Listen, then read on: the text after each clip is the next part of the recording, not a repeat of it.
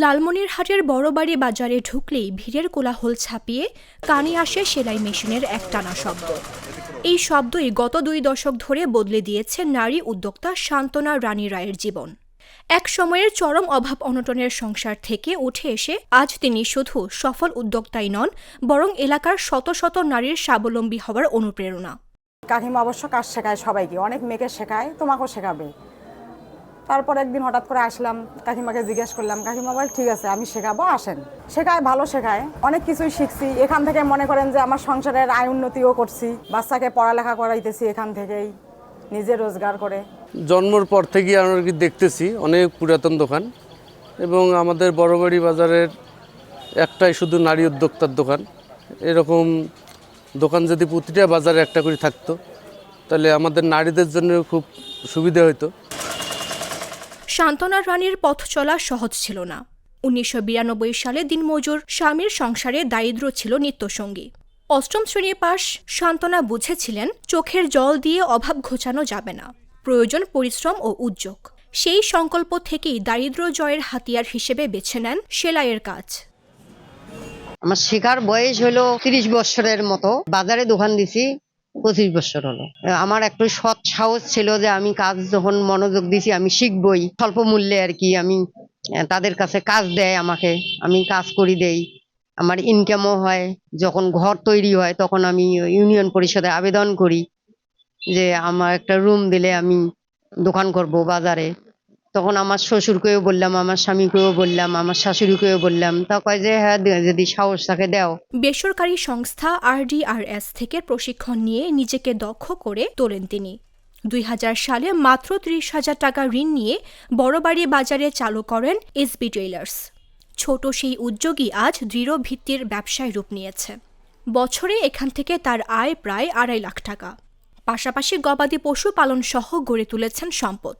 প্রশিক্ষণপ্রাপ্ত নারীরা জানান, সেলাই শেখার পর তাদের সংসারে এসেছে আর্থিক সচ্ছলতা ও আত্মবিশ্বাস। শাড়ি কাম করতাম, মানুষের সন্ধ্যা হয়তো আমাকে বাড়িতে পাঠাই দিত। তা আমি নিজে নিজে রাইতে আমি চিন্তা করলাম, বলে এখানে সারা জীবন আমি মানুষের কাজ করি 250 টাকা। মহিলা মার্কেটে যায় টিডিএসের দোকানে আমি যদি কাজ করি তা আমার 250 টাকা আমার আসবে। এখানে 2 মাস হইলাম কাজ করতেছি, অনেক কাজ আমি পারি। অনেক কিছু বলছে যে মহিলা মানুষ বাজারে কাজ করতে যায়, কেমন দেখায়, দিদি বৌদি আপনি এখানে কেন, অনেক কথাই বলছে। আমি ওদের কথায় কোনো কান দেই নাই, বলছি যে আমি যদি রোজগার করতে না পারি তাহলে তো কেউ আমাকে ভালোবাসবে না।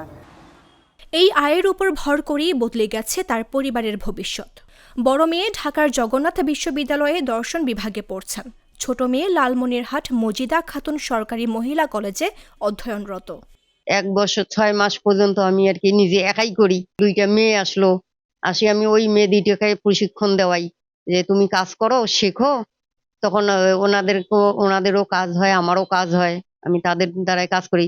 যখন দেখিল ও 2টা মেয়ে শিখলো, তখন আবার পরিবর্তে আবার ওর দেখে ফির আরো 2জন 3জন আসা শুরু করলো যে আমাকেও কাজ শিখান, আমরা লেখাপড়ার পাশাপাশি শিখবো। তখন ওরাও শিখলো।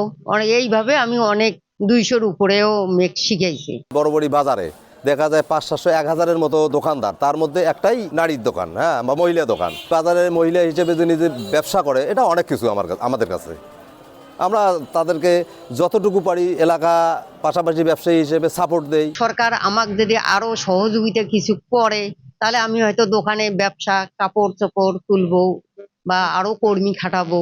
আমার জন্য আরো যেন 10 জনে আমার দোকানে শিখতে পারে এবং সে স্বাবলম্বী হতে পারি, এটাই আমার চাওয়া পাওয়া। স্থানীয়দের মতে SB টেইলার্স এখন শুধু একটি দোকান নয়, এটি গ্রামীণ নারীদের আত্মনির্ভরতার এক জীবন্ত পাঠশালা। নিউজ ডেস্ক, জাগো নিউজ।